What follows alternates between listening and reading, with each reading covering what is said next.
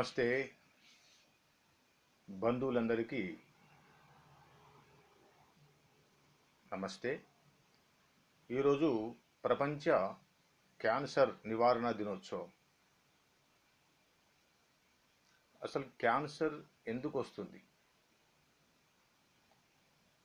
డాక్టర్లు క్యాన్సర్ వ్యాధి రోగుల్ని పరిశీలించి వారికి రకరకాల ట్రీట్మెంట్లు ఇస్తారు. కానీ క్యాన్సర్ ఎందుకు వచ్చిందో మాత్రం చెప్పరు. కానీ ఆయుర్వేదము విశ్లేషిస్తుంది. రోగానికి కారణం ఏందో వెతుకమంటుంది. మొదట రోగానికి కారణం ఏదో తెలుసుకొని ఆ రోగ కారణమైన వాటికి దూరం ఉండే ప్రయత్నం చేయమంటుంది. అప్పుడు క్యాన్సర్ రాకుండా నిరోధించవచ్చు, వచ్చిన వారికి నయం చేయవచ్చు. కానీ అల్లోపతి వైద్యంలో అలాంటి ప్రక్రియ లేదు. రోగం ఎందుకు వచ్చింది అనే ఆలోచన చేయరు. రోగం వచ్చింది అని పరిశీలిస్తారు, దానికి తగ్గట్టు చికిత్స చేస్తారు, లేదా మందులు ఇస్తారు. అయితే ముఖ్యంగా స్త్రీలలో రొమ్ము క్యాన్సర్ వస్తుంది. బాగా రొమ్ము క్యాన్సర్ కారణం స్త్రీలు ఈ కాలంలో శారీరక శ్రమ లేకపోవడం ఒకటి. రెండవది కోడి మాంసము, కోడిగుడ్డు తినడం. పత్రికల్లో, టీవీలో ప్రకటిస్తుంటారు, రోజు కావు అండే, సండే ఓ యా మండే అని అంటుంటారు. అయితే ఈ కోడిగుడ్లు, ఈ కోడి మాంసము మానవ శరీరానికి మేలు చేయకపోగా కీడు బాగా చేస్తుంది. ఎందుకంటే ఈ కోడి మాంసము పెరగాలన్నా, ఈ కోడి గుడ్లు పెట్టాలన్నా కోళ్ళ ఫారంల వాళ్ళు కోళ్లకు స్టీల్ బెస్ట్రోల్ అనే ఇంజెక్షన్ ఇస్తారు. ఆ ఇంజెక్షన్తో అది కోడి గుడ్డు పెడుతుంది. అలాంటి ఇంజెక్షన్లతోని కోడి మాంసం కూడా పెరుగుతుంది, దాని కేజీ బరువు పెరుగుతుంది. అలాంటి స్టీల్ బెస్ట్రోల్ అనే ఇంజెక్షన్ ఇచ్చిన కోడి మాంసం కానీ, కోడి గుడ్డు కానీ మానవులు తినడం వల్ల, ముఖ్యంగా స్త్రీలు, వారికి రొమ్ము క్యాన్సర్ వస్తున్నది. ఇది శాస్త్రజ్ఞులు విశ్లేషించారు కూడా. మరి ఈ ఇంజెక్షన్ లేకుండా కోడి గుడ్డు పెడుతుందా? పెట్టనే పెట్టదు. కోడి గుడ్డు పెట్టాలంటే ఏం కావాలి? ఒక పెట్ట కావాలి. కానీ అక్కడ పెట్టలు ఉండవు కదా. అలాగే కోడి మాంసం పెరగాలనే ప్రయత్నంతో ఇంజెక్షన్లు ఇస్తుంటారు. కాబట్టి ఈ క్యాన్సర్ లక్షణాలు కలిగిన ఈ స్టీల్ బెస్ట్ల ఇంజెక్షన్ యొక్క అణువులు స్త్రీలకు అతి సున్నితమైన ప్రదేశమైన రొమ్ములోకి చేరి క్యాన్సర్కు దారితీస్తుంది.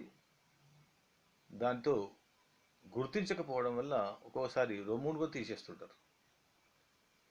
లేకుంటే అది రెండవ రొమ్ముకు కూడా పాకుతుంది. రెండవ రొమ్ముకు పాకిన తర్వాత శరీరం అంతా పాకుతుంది. సో ఈ విధంగా స్త్రీలకు ఆ విధంగా అయితే, మరి పురుషులు తింటున్నారు కదా ఇదే కోడి మాంసం, కోడిగుడ్డు, ఈ ఫారం గుడ్లు అంటే కోళ్ళ ఫారంలో పెంచిన గుడ్లు, మాంసం, ఆ పురుషుల్లో వీర్యకణాలు నశిస్తున్నాయి. వీర్యకణాలు నశించి వాళ్ళు నిర్వీర్యులు అవుతున్నారు. సంతానం లేమి కలగడం, ఒక సంతానం కలిగిన బలహీనమైన సంతానం కావడం, ఏదో రకంగా మానవుల మీద ప్రభావం చూపుతుంది ఈ కోళ్ళ ఫారాల్లోని కోడి మాంసం, కోడిగుడ్లు. అయితే ఇక్కడ సందేహం వస్తుంది, మరి మాంసాహారం తినని వారికి కూడా శాకాహారంలో కూడా క్యాన్సర్ వస్తుంది అంటే అందుకు కారణం వికృతమైన ఆహారం తినడం. చూడండి, మామూలుగా జనరల్గా ప్రతిరోజు అందరు ఈ కాలంలో ఏం చేస్తున్నారంటే టిఫిన్ చేస్తారు. పొద్దున్నే ఏం తింటారు? టిఫిన్ ఇడ్లీ, వడ, సాంబారు, చట్నీ, పూరి, కుర్మా, దోశ, సాంబారు, చట్నీ ఇలాంటివి తింటారు. ఇవి తిన్న తర్వాత వెంటనే పాలకు సంబంధించిన టీ కాఫీలు తాగడం లేదా వట్టి పాలు తాగడం వల్ల శరీరము దోషపూరితమవుతుంది. ఇది వికృత ఆహారం. మరికొంతమంది శాకాహారులైన మాంసాహారులు ఎవరైనా సరే పుల్లటి పదార్థాలతోని భోజనం చేసిన తర్వాత పెరుగుతోని భోజనం చేయకూడదు. అంటే ఉదాహరణకు భోజనం ప్రారంభించినప్పుడు ఏదో కూర ఇంకేదో కలుపుకొని తినేసిండు, చివరికి సాంబారు లేదా పప్పుచారు అని ఉంటుంది, అది పోసుకొని తింటాడు. తిన్న తర్వాత ఇంకా చివరికి ఏముంటుంది, కొంచెం పెరుగుతోని తినాలి. వడ్డించాలి కూడా అదే అంటారు, కొంచెం లాస్ట్కి పెరుగుతోని తిని కొంచెం మాట, దాంతో పెరుగు కూడా వేసుకుంటారు.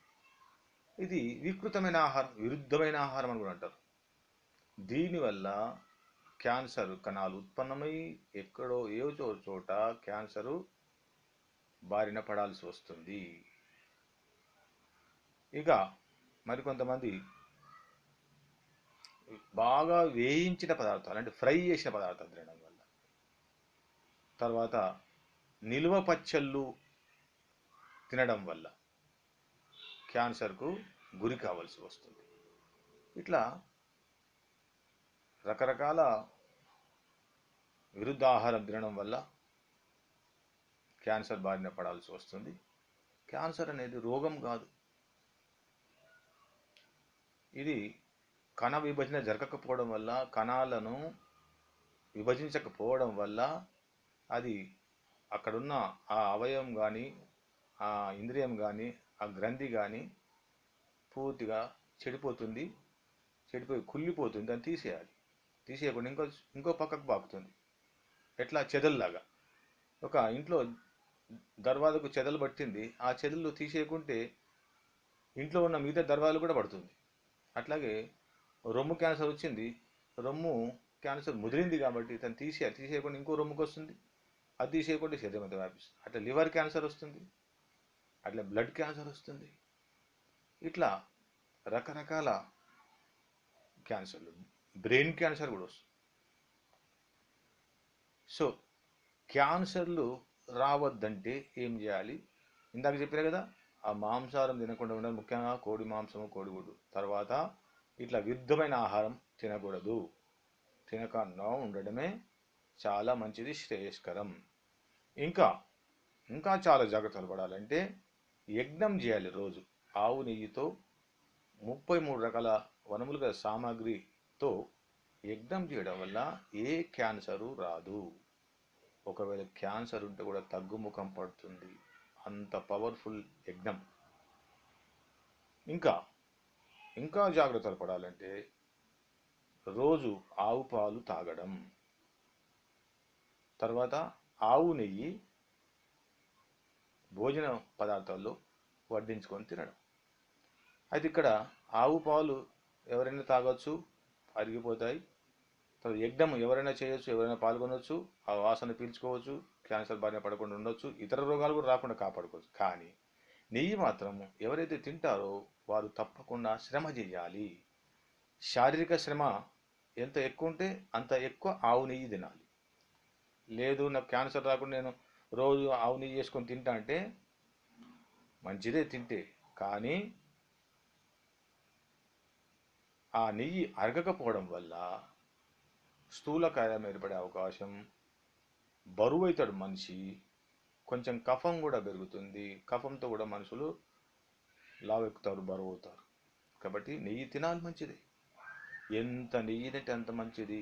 కానీ ఎంత నెయ్యి తిన్నావో అంతకు తగ్గట్టుగా శారీరక శ్రమ కూడా చెయ్యాలి. కాబట్టి క్యాన్సర్ వ్యాధి రావద్దంటే ప్రతిరోజు యజ్ఞం చేయండి, యజ్ఞంలో పాల్గొనండి, ఆవు పాలు తాగండి, ఆవు నెయ్యి భోజన పదార్థాలు వాడండి, ఆవు నెయ్యితో చేసిన పిండి వంటలు తినండి. ఇంకా వివరాలు ఉంటే కావాలనుకుంటే నాకు ఫోన్ చేసి సంప్రదించండి. కాబట్టి క్యాన్సరు రాకూడదు, వస్తే కనుక మనం నయం కూడా చేసుకోవచ్చు. యజ్ఞ ప్రక్రియలో క్యాన్సర్ నయం చేసే ప్రక్రియ కూడా ఉంది, దీన్ని హోమాథెరపీ అంటారు. ఎవరైనా క్యాన్సర్ వ్యాధి ఉన్న వాళ్ళు నన్ను సంప్రదించవచ్చు. ఓం శం